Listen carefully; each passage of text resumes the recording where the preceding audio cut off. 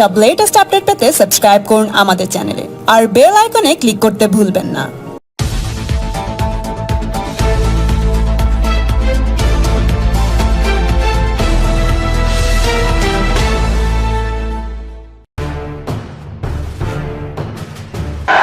राधे रानी की। मित्रों, आज तो योग माया का प्रकटीकरण का दिवस भी है और इसलिए आप सब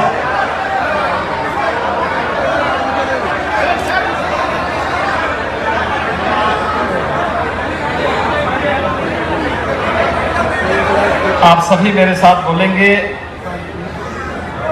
आज का दिन हम सब के लिए बहुत पवित्र दिन है। इस धराधाम पर धर्म की स्थापना के लिए 5000 वर्ष पूर्व भगवान ने स्वयं अवतरित होकर के हम सबको कृतार्थ किया था और आज का ये दिन हमारे लिए इसलिए भी महत्वपूर्ण है, योग माया की प्रकटीकरण का दिन भी है और इसलिए इस अवसर पर मैं आप सबको हृदय से बधाई देता हूं, अपनी शुभकामनाएं देता हूं और अपनी मंगलमय कामना व्यक्त करने के लिए विशेष रूप से मैं आपके बीच में यहां पर उपस्थित हुआ हूं। ब्रज तीर्थ विकास परिषद के इस कार्यक्रम में भाग लेने की मेरी पिछले 3 वर्षों से बहुत इच्छा थी, लेकिन कोई ना कोई कार्यक्रम, कोई ना कोई ऐसी चीज आ जाती थी जिसके कारण इस कार्यक्रम में मैं सहभागी नहीं हो पाता था। पहले वर्ष 2019 में आगरा तक मैं आ गया था, लेकिन जैसे आगरा में हम लोग लैंड किए तो मुझे बताया गया कि भारतीय जनता पार्टी की वरिष्ठ नेत्री, पूर्व केंद्रीय मंत्री श्रीमती सुषमा स्वराज जी नहीं रही, तो हमें वापस दिल्ली जाना पड़ा। विगत वर्ष कोरोना महामारी के कारण पूरा देश, पूरी दुनिया अस्त व्यस्त थी, तो स्वाभाविक रूप से हम लोगों को भी इस आयोजन से अपने को दूर रखना पड़ा, एक सामान्य संक्षिप्त कार्यक्रम के साथ जुड़ना पड़ा था। इस वर्ष कोरोना महामारी पूरी तरह नियंत्रण में है, लेकिन सावधानी अपेक्षित है। कोरोना ने पिछले 1.5 साल के दौरान पूरे देश में, पूरी दुनिया में जो कोहराम मचाया है, आज तो मैं वृंदावन बिहारी लाल से ही प्रार्थना करने आया हूं कि अब जैसे यहां पर आपने अनेक राक्षसों का अंत किया था, इस कोरोना नामक राक्षस को भी अब अंत करने की कृपा करें।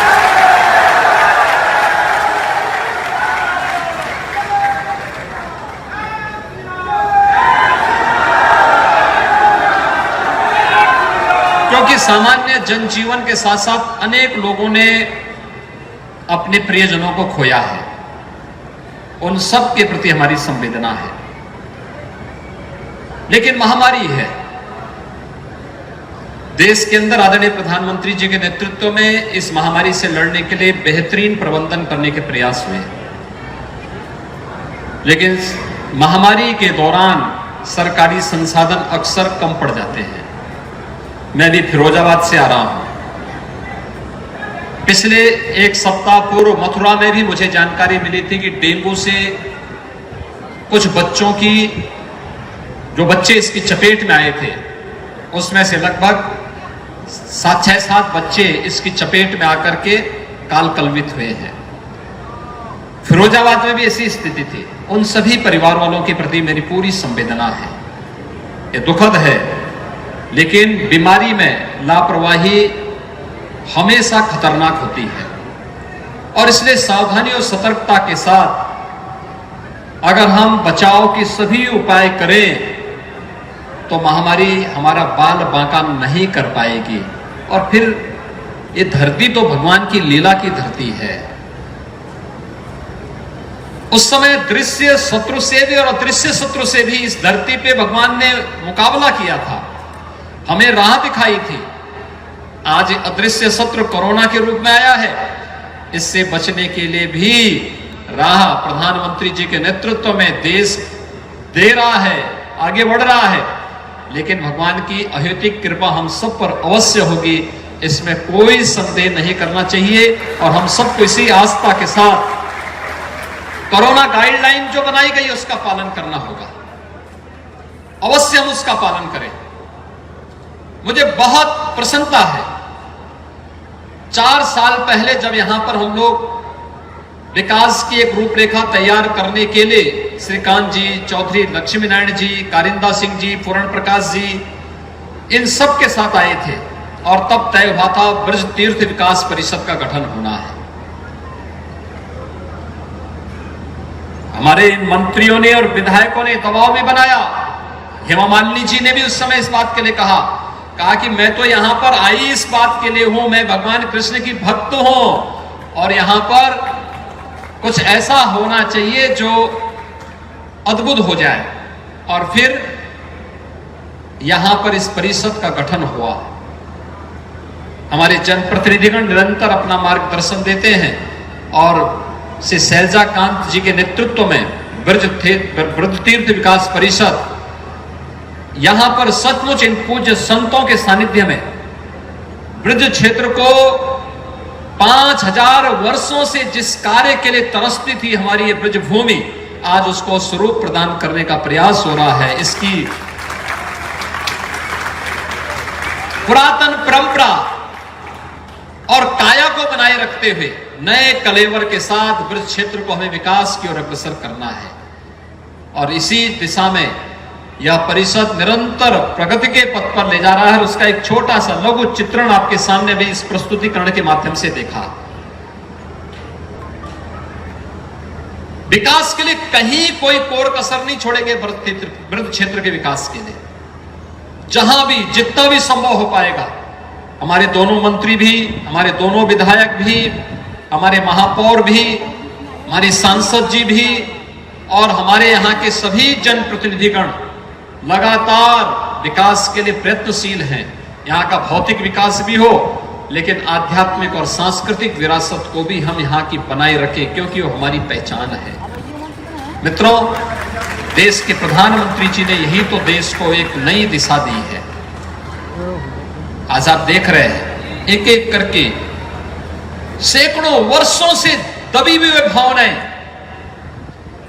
आस्था के वे केंद्र फिर से अपने नए रूप में सामने आ रहे हैं। अयोध्या में भगवान राम के भव्य मंदिर के निर्माण का कार्य प्रधानमंत्री जी के कर कमलों से प्रारंभ हो चुका है।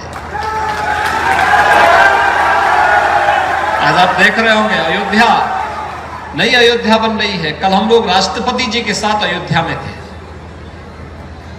राष्ट्रपति जी ने कल रामलला के दर्शन किए अयोध्या में। आजादी के बाद पहले राष्ट्रपति अयोध्या आए हैं जिन्होंने रामलला का दर्शन किया।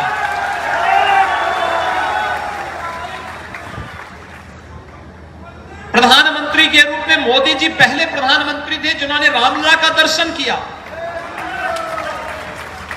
यानी भारत की आध्यात्मिक और सांस्कृतिक विरासत के प्रतीक हमारे इन सभी देव विग्रहों को की पूजा करने और इनके दर्शन करने में भी लोगों को इससे पहले की सरकारों को सांप्रदायिकता का भय होता था, कहीं हम पे सांप्रदायिक होने का लेपन न लग जाए। लेकिन अब मोदी जी के नेतृत्व में जो नया भारत है वो अंगड़ाई ले रहा है। जो लोग पहले मंदिर जाने में संकोच करते थे, अब ये भी कह रहे हैं कि नहीं, राम तो हमारे भी हैं, कृष्ण हमारे भी हैं। यह है परिवर्तन, यह है परिवर्तन। आज होड़ लगी है। पहले लोगों में होड़ किस बात की लगती थी? पहले आपके पर्व और त्योहार में कोई बधाई देने के लिए न कोई मुख्यमंत्री आता था, न कोई मंत्री आता था, न कोई विधायक आता था।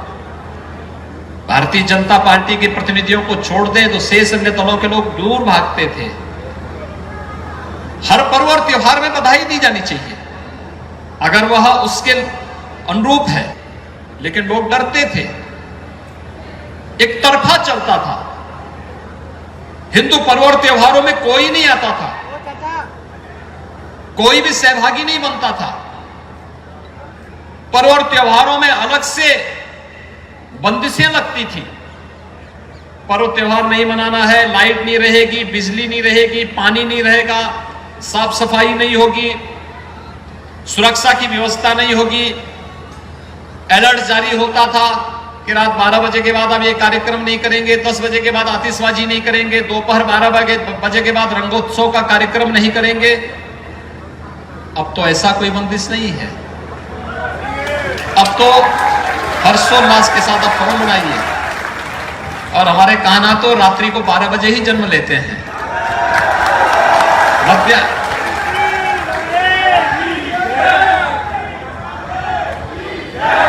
ये है परिवर्तन।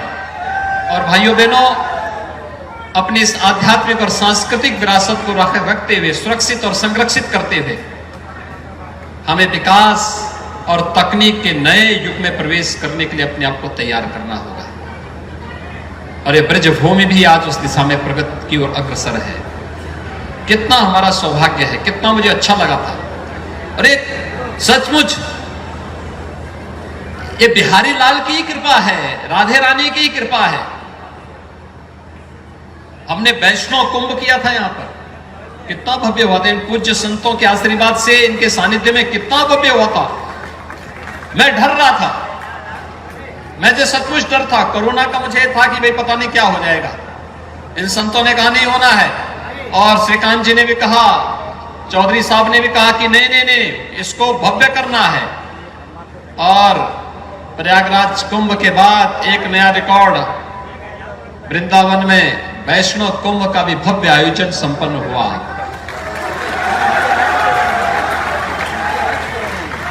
और जैसे ही यहां का कार्यक्रम संपन्न हुआ, कोरोना की दूसरी लहर भी आ गई।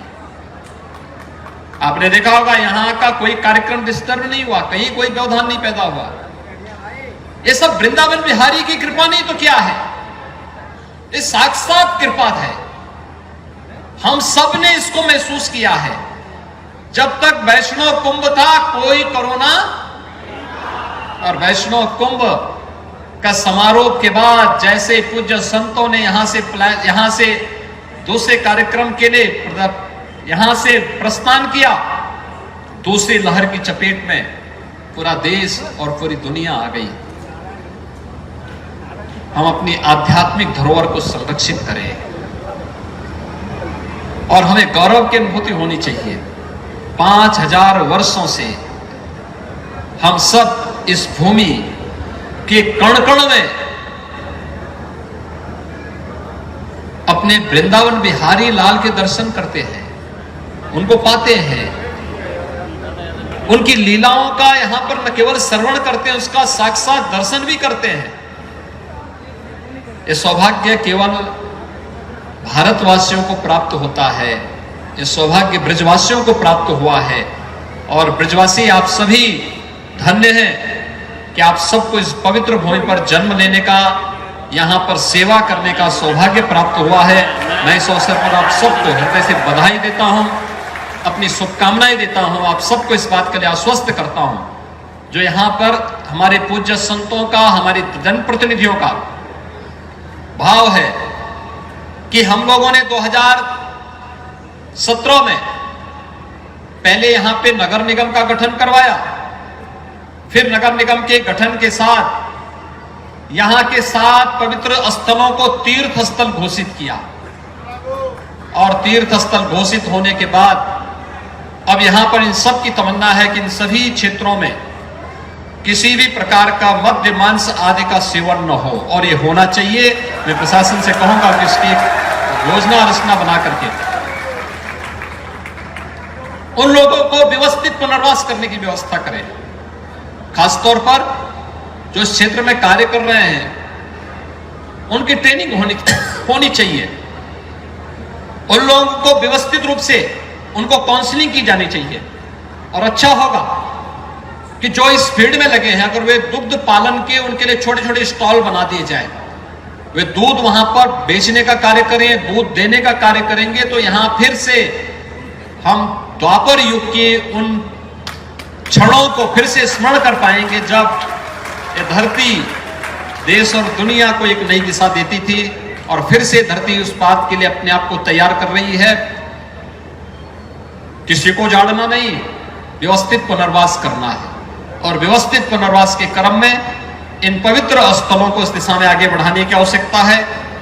ब्रज तीर्थ विकास परिषद यहाँ के जनप्रतिनिधियों के साथ मिलकर के, स्थानीय प्रशासन को साथ लेकर के विकास की अच्छी योजना यहाँ के लिए और तैयार करें। अच्छा प्रयास विगत 4 वर्षों के अंदर हुआ है और भी अच्छा प्रयास, जिससे दुनिया की हमारी 7 पुरियों में एक पवित्र पुरी है ये क्षेत्र भी। इसलिए उन 7 पवित्र पुरियों की तर्ज पर ही हम इस पुरी की भी विकास की कार्य योजना को आगे बढ़ा करके देश और दुनिया के लिए आध्यात्मिक और सांस्कृतिक परिवेश के साथ ही भौतिक और तकनीक से भी परिपूर्ण इस पूरे क्षेत्र को कर पाएंगे। इन सभी परियोजनाओं के लिए मैं ब्रज क्षेत्र के आप सभी श्रद्धालुजनों को हृदय से बधाई देता हूं, अपनी शुभकामनाएं देता हूं। कृष्णोत्सव का आप सबको मंगलमय कामनाएं आप सबके प्रति व्यक्त करते हुए बिहारी लाल जी से ही प्रार्थना करता हूं कि आपके जीवन में मंगलमय हो, उत्सवपूर्ण हो, सदैव आपके जीवन में खुशहाली आए। इस विश्वास के साथ पूरे प्रदेश पर, पूरे देश पर वृंदावन बिहारी लाल की और राधे रानी की कृपा सदैव बनी रहे, इस विश्वास के साथ आप सबको मैं आज के इस अवसर पर प्रदेश सरकार की ओर से हृदय से बधाई देता हूं, अपनी शुभकामनाएं देता हूं। धन्यवाद। जय हिंद,